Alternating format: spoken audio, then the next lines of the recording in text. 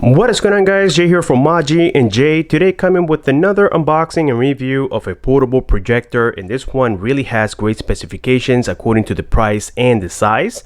It is a compact projector and it has a native resolution of 1080p, so whatever you guys are projecting, it's going to have a resolution of 1920 by 1080 or Full HD. It has 1000 Ansi Lumens, which is also unbelievable according to the size of this little projector here. It has a built-in battery of 1800 milliamps and built-in Android 6.0. So as you can tell, things are getting very exciting. It has a contrast ratio of 30,001, and you can also project in 16 by 3 or 16 by 9 or 4 by 3, which is again another impressive feature. And it has digital focus and auto keystone correction. So again, this is a very user-friendly projector at a very affordable price, and it will give you about 2.5 hours on eco mode, in which it will just reduce the lumens to 850, or you can just use it on standard mode at 1000 lumens and it'll give you about 1.5 hours. So getting a look here around the box, you can see some of the highlights here on the side of it. Again, it has a max projection screen of about 180 inches. In this case, I did about 84 inches. I went ahead and purchased a projector screen with a tripod stand. And let me tell you, it's a great investment to do, as you will get the best colors from any projector out there. Now it has two 10-watt speakers as well. Here it's mentioning 4-watt speakers times 2, so I guess they made a little mistake on the box. And I tested the speakers. They're not the greatest out there. I would still recommend a Bluetooth speaker, but if you don't have any speakers at all, they sound quite decent. The remote control has a range of about 10 meters, which is equivalent to about 28 feet approximately. And again, this is a cinema multimedia projector, 1080p native resolution, as I mentioned before. On the back side here, we have some more information about the specifications of this particular projector, and you guys can go ahead and check it out. Again, Android 6.0. It has a quad-core processor and only 1 GB of RAM and 8 GB of internal storage. So I would say if you guys are using this operating system for gaming, you might be disappointed. So for that, I would recommend an external source. Maybe use your gaming system, just plug it in via the HDMI. You might be much better off that way. But yes, this operating system is mainly for streaming like Netflix, Hulu, YouTube, and all these applications. It is not for gaming. So anyways, let's go ahead and open the box here and check the content. And it comes very well packed with a lot of foam. Here we have a piece of foam already. It comes with this little quick start guide, giving you safety measures on how to treat the projector. It comes in different language, as you can tell, which is really good. So here in the back, we even have it in Spanish, we have it in English, French, and so on and so forth.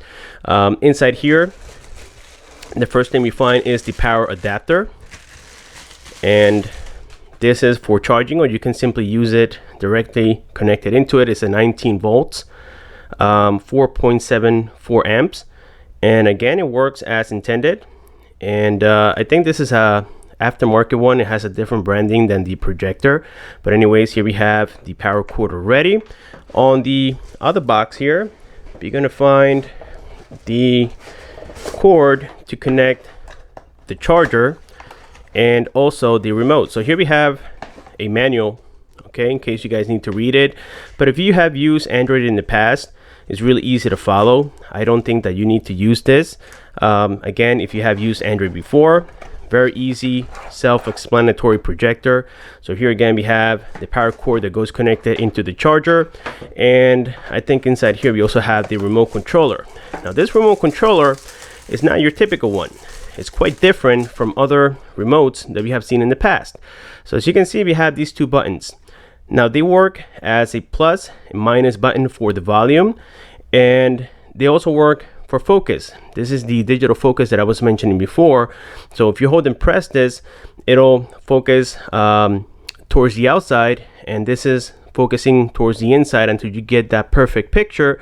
We also have the mute and unmute keys. Then we have here the regular Android buttons like the home key, the back key, or the This is the back key, excuse me.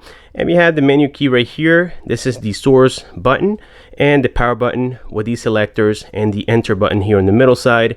Very nice, clean remote. And if you guys ask me, I would say they copy somewhat the design of the Amazon Fire Stick remote.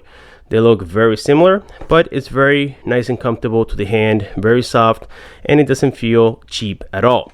So anyways, there we have it for the accessories. And here comes the main event, which is the most exciting part that you guys have been waiting for. Let me go ahead and take it out of here. Let's set the box here aside for a second. And here we have the unit. So on the side here we have some vents for cooling purposes, and the fan is super quiet. On the front side here we have the lens, and the bulb is supposed to last you about 30,000 hours. And like I said before, it is an LED DLP projector with a resolution of 1080p or 1920 by 1080, excuse me. And on here we have some more vents. On the back side here we have the ports. We have the DC in for power. We have 2 USB ports, and you can power, let's say, your Amazon Fire Stick directly from here. We have 1 HDMI port, the headphone jack. We have the optical audio here, and also the Ethernet port. So as you can see, it comes quite equipped. On the top here, we have these selectors, very similar to what we saw on the remote. We have the selector with the enter key. Here we have the input key, the back key, the menu key, and the home key. So again, you can use the projector directly from here without having to use the remote. But now for the focus, you have to use the remote. So yes, I would guess that you have to have this in handy in order to fully operate this projector. So now let's go ahead and get it started and check out here the operating system. Alrighty guys, so here we have the projection quality of the J20. Right now we have a size of about 55 inches approximately. And again, this is the native resolution that we are talking about as well, which is 1920 by 1080. And this is Android 6.0, so it looks very similar to an Android TV box if you ask me. It comes divided in different sections already for you. We have entertainment on here. If you guys open this tab, well, here we have some of the entertainment apps that come already preloaded into the device, but you can add your own as well. Going back here, we have WPS. This is for professional uses. We have productivity, the app store, and yes, we have a working app store on this projector, as you can tell, and you can download pretty much anything that you can on any Android device. So this is definitely a convenience. Going back home here, we have productivity, we have my apps, and here you can see all the apps that I have downloaded, basically YouTube and Skype. Honestly guys, I prefer my Amazon Fire Stick just because I have everything downloaded into it, and you can still see the quality of this projector. And also I have to test the ports as well, so for that reason I don't have a lot of applications on here. But keep in mind that this projector comes with 1 GB of RAM and 8 GB of internal storage, so downloading a lot of application may slow down the system. Also, the processor is a quad core and not an octa core. So here we have settings, and on here you can change a lot of things. We have Bluetooth connectivity, the Wi-Fi connectivity, display. We have all these great things. But now for the settings of the actual projection quality, you have this button on your remote, and if you press it, it is the menu key. Here we can see we can change the language of the projector. So here we have the source, and it provides only 2 of them, which is Android and HDMI. We have display mode, we have it on presentation, we have the sound mode here as well. So these are things that we have seen on other projectors in the past. Right now the color temperature, we have it at cool, but I like to set it up on warm just because it gives me the best colors in my opinion. So let's go here back again, and let's press on menu, and now we have it on warm. The aspect ratio goes automatically. Like I said before, the keystone correction, right now it says here that it's set on manual, but in reality it's automatic. You don't need to do anything for it. And the focus works on your remote. Yes, it is digital focus, as I said before, and it's really easy to set. And again, the quality is simply unreal. So here we have for software updates. You can do it via USB. Let's say with a flash drive, you download the files into your flash drive, and then you connect it to the projector, and you can update it directly from here. So as you can see, it's trying to read software data, but unfortunately, we don't have anything yet. So what we're going to do now is connect here into my Amazon Fire Stick, and I'll be testing things like the speaker and also playing some videos for you guys as well. Okay, so here we have the Amazon Fire Stick connected into the J20. As I mentioned before guys, the only reason I prefer this method is because again, I have all my applications already downloaded into this device, but it is currently being powered by the projector via the USB port, and everything is working as intended. As you can see, I have HBO Go, Showtime, ESPN, Fox Sports, and even YouTube is already installed on here. So again, it makes it a lot easier. And well, the Amazon Fire Stick tends to be a little bit faster than the operating system of the projector itself. I would say that could be a little bit of a flaw because, well, it is obvious to say that you're running again that quad-core processor and only 1 GB of RAM. So it is obvious that this is going to be a little bit faster. So anyways, opening here YouTube, here we have my own videos. What I'm going to do is increase the volume of the projector itself to, I would say, almost the max. And right now I lowered it to the very minimum just because I didn't want it to make that popping sound. So right now it goes up to 100. Let's do about 90, and I'm going to be playing this video about the Ulefone Power 6. So let's go ahead and listen to it and let me know what you think about the audio quality.